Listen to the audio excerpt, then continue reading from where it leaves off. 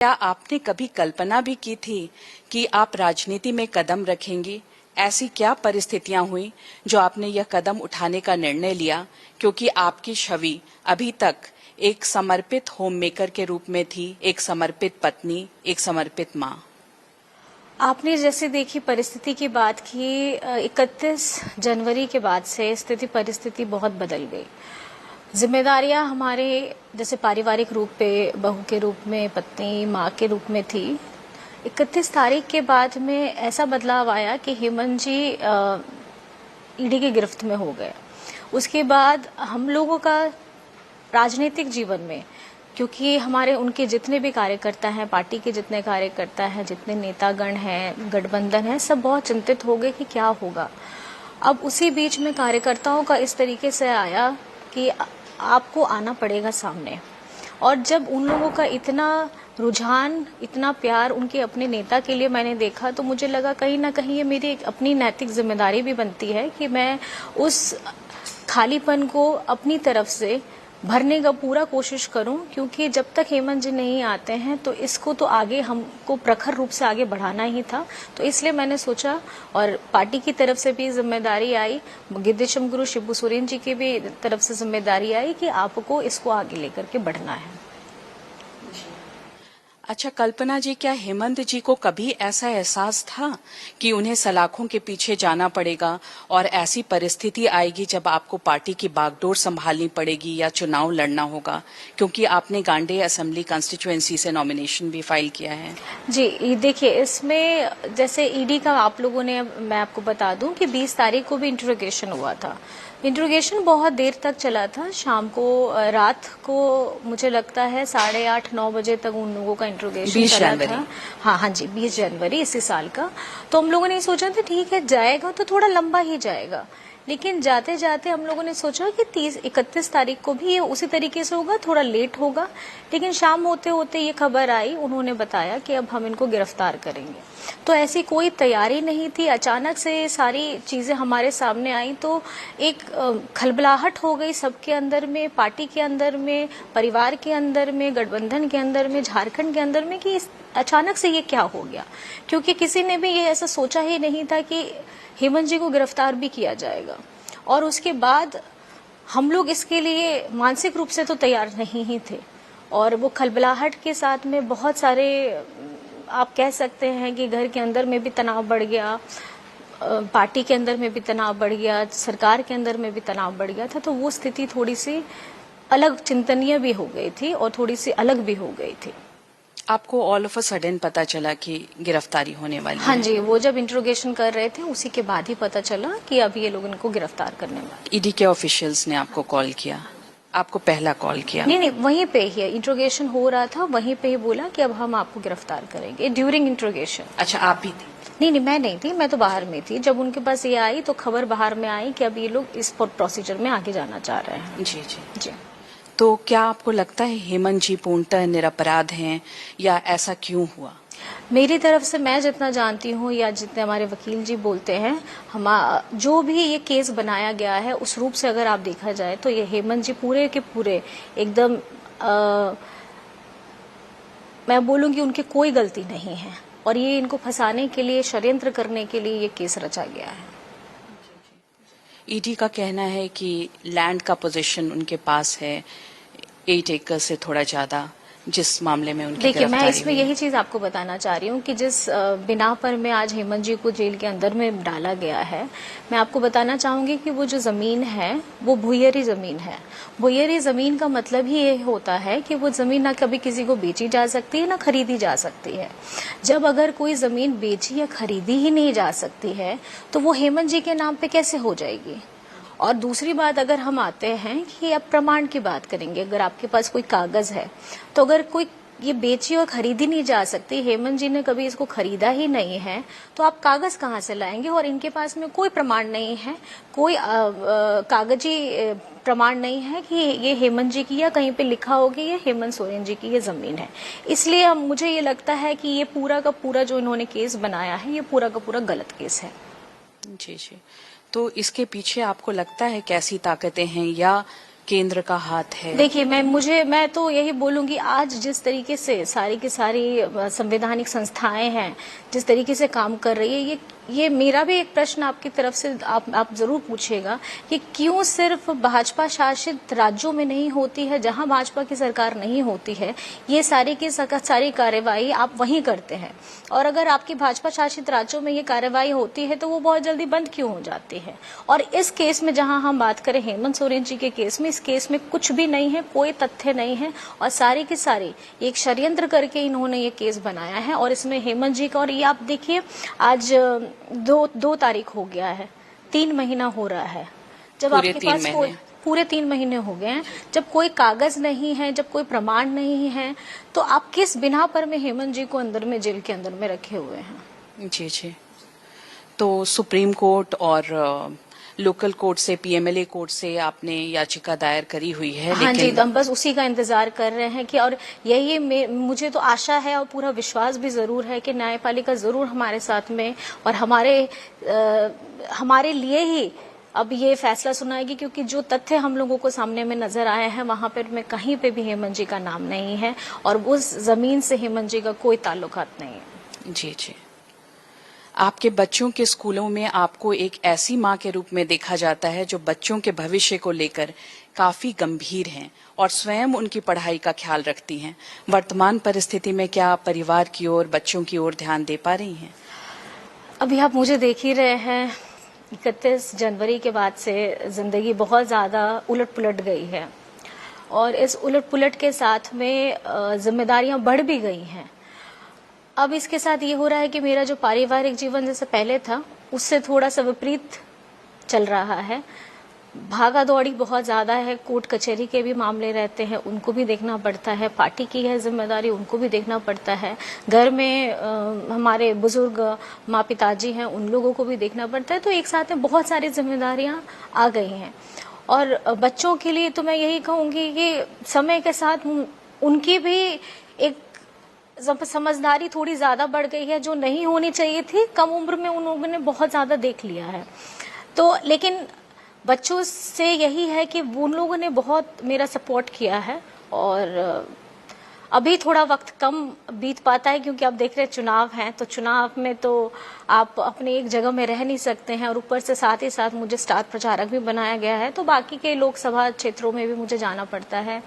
तो थोड़ा अभी जिंदगी दूसरी दिशा में है, थोड़ा पारिवारिक जीवन से थोड़ा सा दूर जरूर हो गए हैं।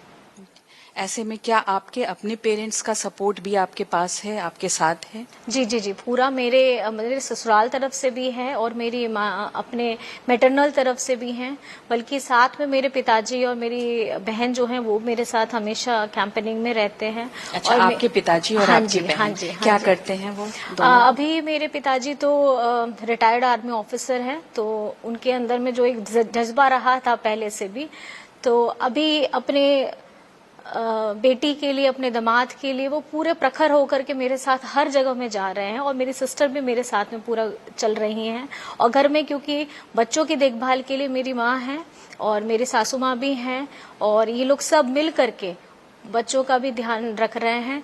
तो मिल करके आप ये कह सकते हैं कि पूरा परिवार एकजुट होकर के काम कर रहा है, और अपने अपने क्षेत्र को लेकर के सब आगे बढ़ रहे हैं। जी। आपकी हेमंत जी से लगातार मुलाकातें हो रही हैं, क्या संदेश देते हैं वो आपको? देखिए, हफ्ते में एक दिन की मुलाकात है, लेकिन वो एक मुलाकात कहने को तो क्षण भर की होती है, लेकिन मनोबल बढ़ाने के लिए, ताकत देने के लिए, शक्ति देने के लिए बहुत है।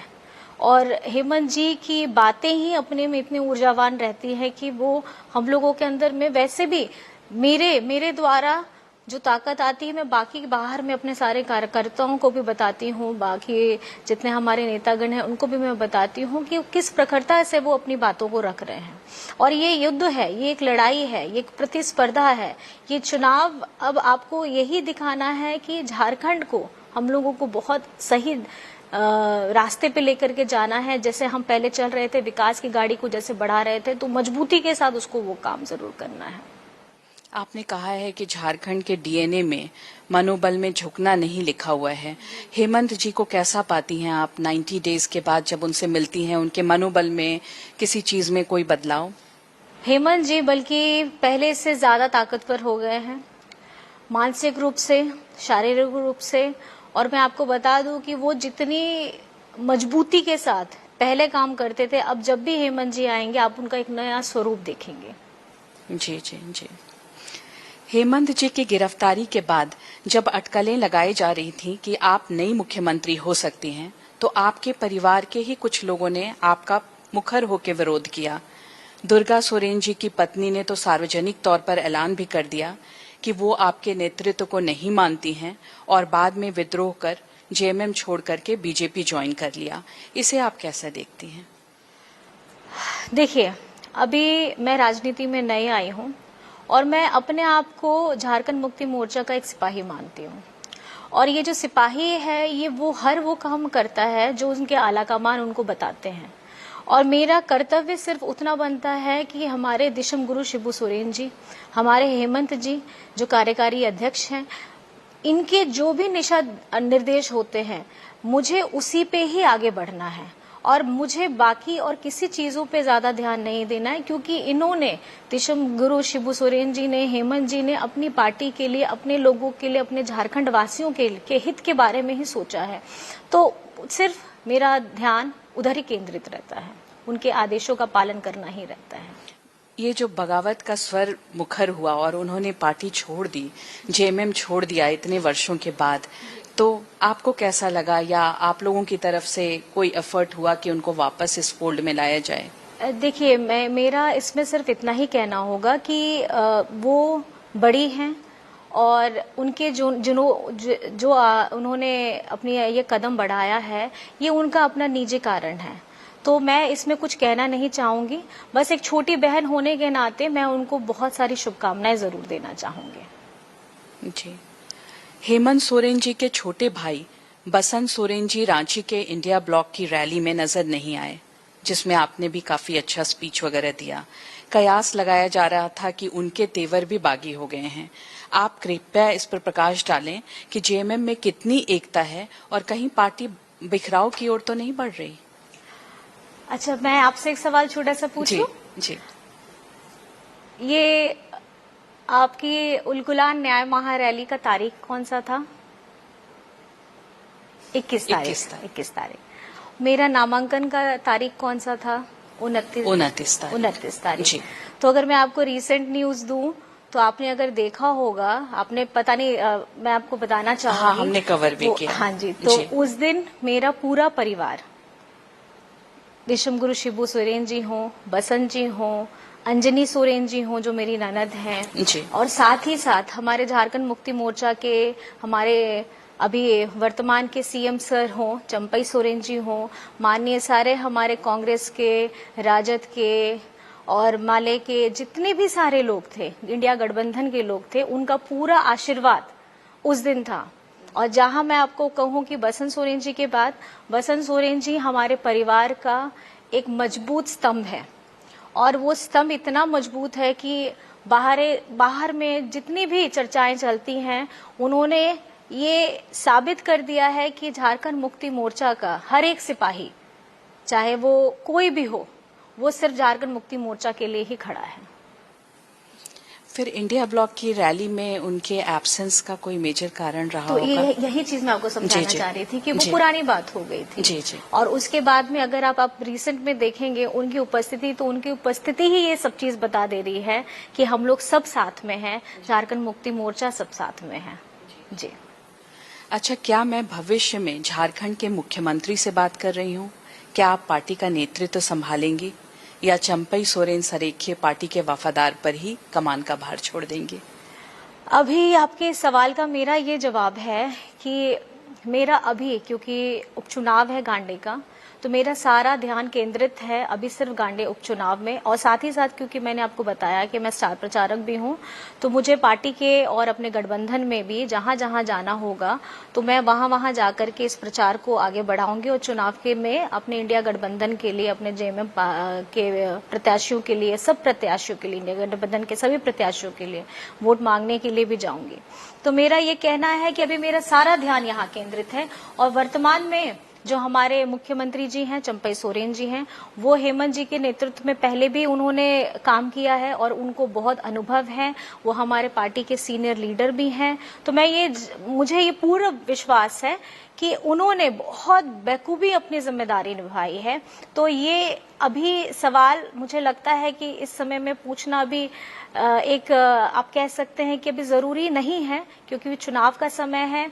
और चुनाव के बाद की, क्योंकि मैं आपको बता दूं कि हम लोग मजबूती के साथ लड़ रहे हैं और लड़े रहे हैं, और साथ साथ हम जीतने के लिए भी पूरे के पूरे एकदम तैयार हो चुके हैं कि ये 14 की 14 सीटें हम लोग जरूर जीत करके आएंगे। चुनाव के बाद ऐसी परिस्थितियां आती हैं कि अगर आपका नेतृत्व, जेएमएम का केंद्रीय नेतृत्व आपको कहता है कि आप कमान संभाल लें मुख्यमंत्री का, तो आपका क्या निर्णय होगा? देखिए, मैं इसमें आपको फिर मैं घूम के आना चाहूंगी। मैं झारखंड मुक्ति मोर्चा की एक सिपाही हूँ और मैं सच्ची सिपाही हूँ, और ये सिपाही वही काम करता है जो उनके आला कमान कहते हैं। अब मुझे ये पूर्ण विश्वास है कि हेमंत जी, और न्यायपालिका पे भी विश्वास है कि हेमंत जी जल्द से जल्द बाहर निकलेंगे।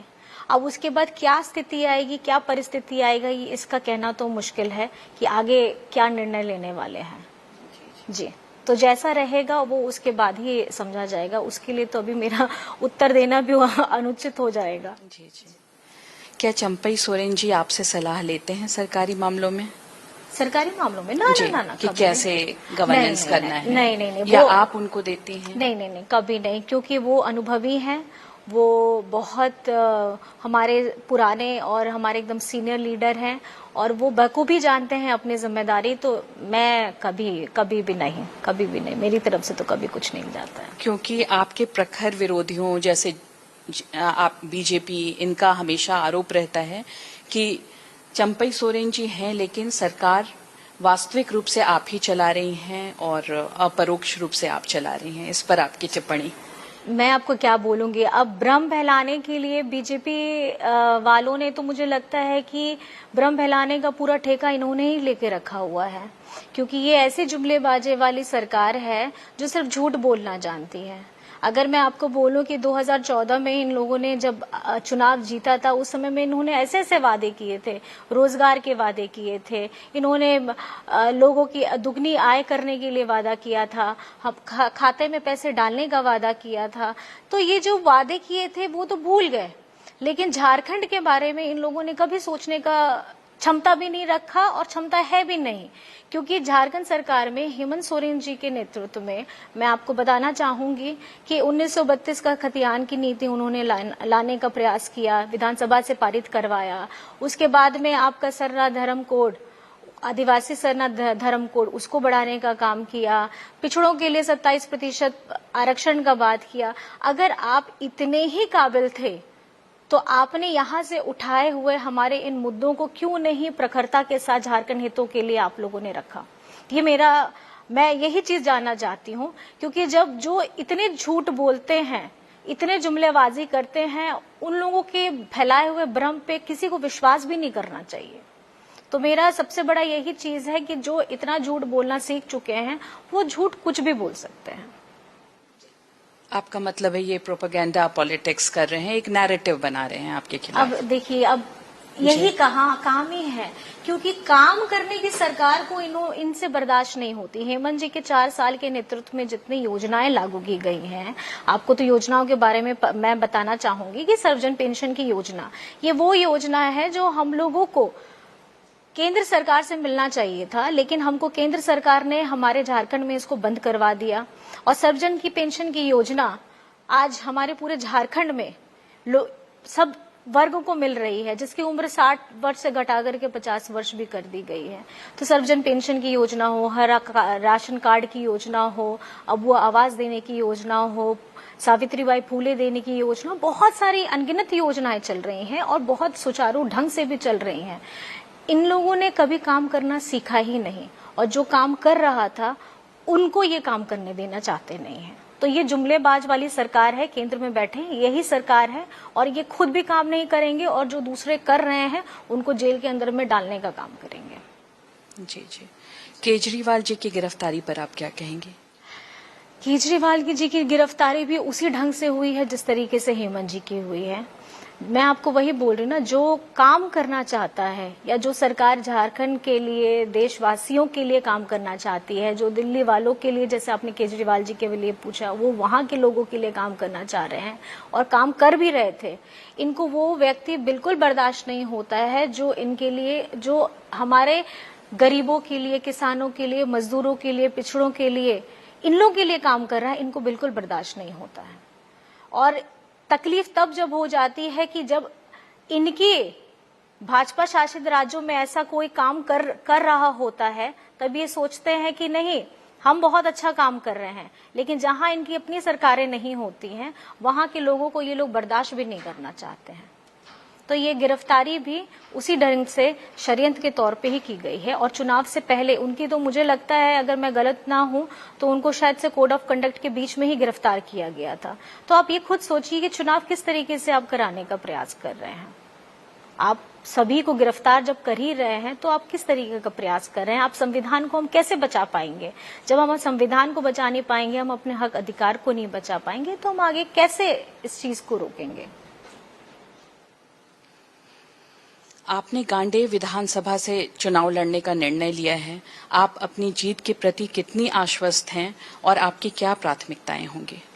देखिए, मैं गांडे के लिए मैं सबसे पहले पार्टी को, दिशम गुरु जी, शिबू सोरेन जी को, हेमंत जी को बहुत बहुत आभार प्रकट करना चाहूंगी कि उन्होंने ये जिम्मेदारी मेरे कंधों पर दी है और मैं अपनी जीत के लिए पूरी आश्वस्त हूँ और बेचितनी, क्योंकि आप अभी देख रहे होंगे कि मैं बहुत भ्रमण कर रही हूँ, गांव-गांव जा कर के लोगों से मिल रही हूँ, उन लोगों से पूछ रही हूँ, तो वो अपनी पूरी की पूरी शिकायत है या जो तकलीफ है, जो दर्द है, वो मुझसे साझा कर रहे हैं।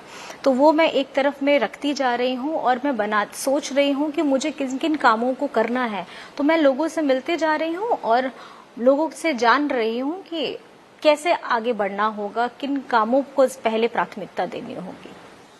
तो आपकी आगामी रणनीति क्या होगी?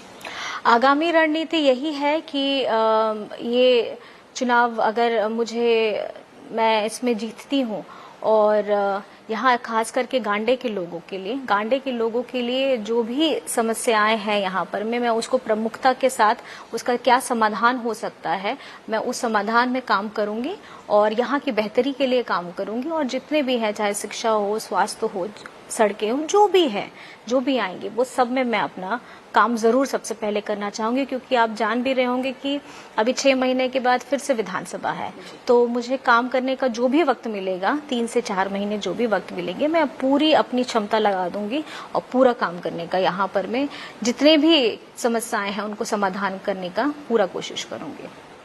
असेंबली इलेक्शंस जो ड्यू हैं इसी साल, उसमें आपका क्या प्रोजेक्शन है? आप जेएमएम क्या वापस चुनकर आएगी और कितनी सीट्स हैं? आपको क्या लगता है कि हेमंत जी का जो अरेस्ट हुआ है उससे ट्राइबल सेंटिमेंट्स अराउज हुआ है, आपके प्रति सिंपैथी है? इसका जवाब जो है वो आपको उलगुलान न्याय महारैली में दिख गया होगा, क्योंकि हम लोगों का जो लोगों के बैठाने की क्षमता भी थी, उससे कई गुना ज्यादा भीड़ आई थी और उस दिन का तापमान भी बहुत ज्यादा था और उस चिलचिलाती धूप में पूरे झारखंड से 24 जिलों से लोग आए थे और वो सिर्फ अपने नेता, अपने भाई, अपना बेटा हेमंत सोरेन जी के लिए आए थे, क्योंकि ये जो गिरफ्तारी हुई है, ये कहीं ना कहीं सबके अंदर में एक चुभ रही है और ये जो चुभती हुई ज्वाला है उसको कि हम हेमंत जी के साथ हैं, ये दिखाने के लिए सारी की सारी जनता, मैं सिर्फ आदिवासी नहीं बोलूंगी, झारखंड की सारी जनता उस दिन वहां एकत्रित हुई थी। तो वो जन सैलाब देख के ही ये पता लग गया था कि चुनाव हम जीत चुके हैं, बस औपचारिकता बाकी है। हम उस औपचारिकता का इंतजार कर रहे हैं और हमको पता है कि हवा बदल चुकी है और सब हवा हेमंत सोरेन जी के पक्ष में ही है, इंडिया गठबंधन के पक्ष में ही है। आप 81 से कितनी सीट्स लाएंगी? अब तो ये आने वाला चुनाव में हम लोग कैसे करेंगे और किस तरीके से चुनाव को लड़ा जाएगा, ये तो रणनीति जब बनेगी, तैयार होगी, तब इसका जवाब दे पाएंगे। लेकिन आप अपनी जीत के प्रति आश्वस्त हैं और मेजॉरिटी के प्रति आश्वस्त हैं? एकदम पूरी तरीके से। और अभी जो लोकसभा के चुनाव हो रहे हैं उसमें झारखंड में इंडिया ब्लॉक कितनी सीट्स ला पाएगा? हम लोग 14 से 14। आप आश्वस्त हैं कि 14 में से 14 एकदम। किस लिए मैं आपको बताना चाहूंगी क्योंकि ये वो केंद्र की सरकार जो इतनी तानाशाह हो गई है और झारखंड में इतनी तानाशाह हो गई है। और मैं सिर्फ झारखंड का बात इसलिए नहीं बोलना चाहती हूँ, उसके साथ साथ भी आप खुद देख सकते हैं कि मणिपुर में जो घटना हुई, वो मणिपुर में घटना वो इतने महीनों तक जलता रहा, लेकिन उसकी सूद लेने वाले कोई नहीं थे। अब जब उसकी सूद लेने वाला कोई नहीं था, आज आप वहां के जब सवाल उठते हैं, आप वहां के जवाब नहीं देते हैं। वैसे ही हमारा झारखंड भी है और यहाँ पे भी आदिवासी की आबादी बहुत ज्यादा है, और साथ ही साथ हमारे सभी वर्ग के लोग हैं बहुत त्रस्त हो गए हैं।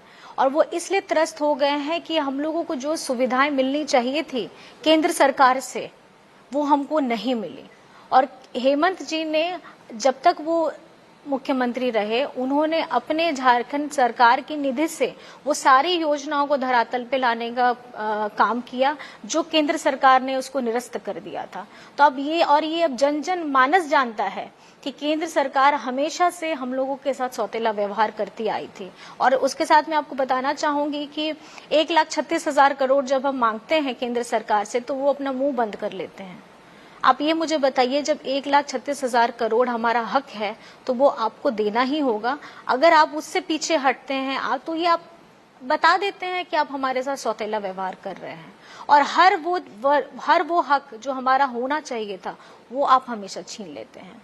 तो ये झारखंड का हर एक व्यक्ति समझ चुका है और मुंह तोड़ जवाब देने के लिए तैयार हो चुका है, और ये तानाशाह ताकत जो बैठी हुई है केंद्र में, उसको उखाड़ फेंकने का काम कर चुका है। आप कॉन्फिडेंट हैं कि उस तानाशाह ताकत को उखाड़ फेंकेंगे? और बीजेपी का जो नारा है कि 400 अब की बार 400 पार देश में, उस पर क्या आकलन है? देखिए, 400 पार अगर मैं देखूं आपको, झारखंड के जो जनमानस है, जो लोग हैं, वो इतने आक्रोशित हैं कि उनका तापमान 400 पार जरूर हो गया है। वो इसलिए हो गया है कि ये लगातार झारखंड के लोग अपने आप को हमेशा से सौतेला ही महसूस किए हैं, क्योंकि केंद्र सरकार ने हमेशा हमको सौतेला महसूस कराया है। हमको हमेशा, हम लोग गरीब नहीं हैं। यहाँ की खनिज संपदा आप निकाल के लेके जाते हैं, यहाँ के सब अंदर से खजाने जमीन से लेकर के जाते हैं, लेकिन हमको बदले में आप कुछ नहीं देते हैं। तो आप मुझे बताइए, जब हम अपने हक का 1,36,000 करोड़ बार बार मांगते हैं तो हम कौन सा गलत काम करते हैं? तो आप पहले हमारे अधिकारों को हमारे पास हमको पहुंचाइएगा नहीं, और आप बात करिएगा कि हम इसका विकास कर रहे हैं। तो झारखंड का विकास तो नहीं हुआ है, केंद्र सरकार के द्वारा तो बिल्कुल नहीं हुआ है। हाँ, झारखंड सरकार ने अपनी निधि के द्वारा से जितनी भी योजनाएं धरातल पे उतारी हैं, वो उससे झारखंड के लोगों को, झारखंड के बाशिंदों को, सबको बहुत ही लाभ पहुंचा है, और ये अब झारखंड की जनता जान चुकी है। केंद्र सरकार के सौतेले व्यवहार के कारण ही क्या आप लोगों ने अबुआ आवास जैसी योजनाएं लाई? देखिए, 2021 के बाद पीएम आवास की जो योजनाएं थी वो हमारे झारखंड में बंद कर दी गई, और बंद कर देने के बाद हेमंत जी ने ये देखा कि यहाँ के जो लाभुकों को हमको ये योजनाएं देनी थी, उनको उसी आवाज से उस आवास को आवास योजना, अबुआ आवास योजना के नाम पे परिवर्तित किया गया, और परिवर्तित करके इसको 2 कमरे के बजाय 3 कमरे का ये योजना बनाया गया, और जिससे ताकि जिन लोगों के घर मजबूत छत के ना हो, उन लोगों को ये योजना से ज्यादा जोड़ा जा सके। जी, एक प्रश्न और, हेमंत जी क्या कैंपेनिंग करेंगे? आप कब तक एक्सपेक्ट कर रहे हैं वो बेल पर बाहर आ जाएंगे? मुझे तो पूरा न्यायपालिका पे पूरा भरोसा है कि हेमंत जी को जल्द से जल्द, मुझे लगता है कि बेल मिलना चाहिए, और इसीलिए ही इस उम्मीद के साथ हम बैठे हैं कि हेमंत जी भी इस चुनाव में स्टार प्रचारक के रूप में इस चुनाव में प्रचार भी करेंगे, लोगों का मनोबल भी बढ़ाएंगे। क्या आप चाहेंगे कि आपके बच्चे राजनीति में प्रवेश करें? अभी तो वो बहुत छोटे हैं। अभी तो बहुत छोटे हैं, मैं तो इस सवाल का जवाब नहीं दे सकूंगी, क्योंकि बच्चे आजकल अपना भविष्य का रास्ता अपने से खुद से चूज करते हैं और चुनते भी हैं। अब फिलहाल के तौर पे तो मैं नहीं चाहूंगी कि अभी वो अपनी पढ़ाई पे फोकस करें, अभी उनका जो करियर है उस पे फोकस करें, और ये तो बात की बात है। इसमें अभी बच्चों के मन की चीज अभी कुछ पूछना या उसमें कुछ बदलाव करना मैं नहीं चाहूंगी। उनको अपनी जिंदगी अपने तरीके से जीने देना चाहिए। आपके बारे में कहा जाता है कि आप एजुकेशनल बहुत क्वालिफाइड हैं, बीटेक हैं, एमबीए हैं और 4 लैंग्वेजेस पे आपकी पकड़ है, हिंदी, इंग्लिश, उड़िया एंड बंगाली. तो could you please throw some light on your educational qualification and personal family background also for our viewers? Especially it's like my father is a retired army officer and we are two sisters. So we have been traveled to many places in India and I born in Punjab and I lived in Haryana, UP, Bengal and everywhere. And lastly when after retiring we came back to Odisha. Odisha is our hometown. And there I have continued my further education, like I have done my 10th, 12th and engineering. And after that, I have done my MBA after my marriage, even after my first child also. So these are the periods I have gained so much from my parents because they have always supported me. And my mother-in-law, father-in-law, even my husband, he is my backbone. So I feel myself lucky. I got such a great family. और मुझे ये देख करके बहुत अच्छा लगता है कि जब आपके अगल बगल में इतने सकारात्मक लोग हों तो आपके अंदर में ऊर्जा ऐसे ही आ जाती है. तो ये देख करके बहुत अच्छा महसूस होता है.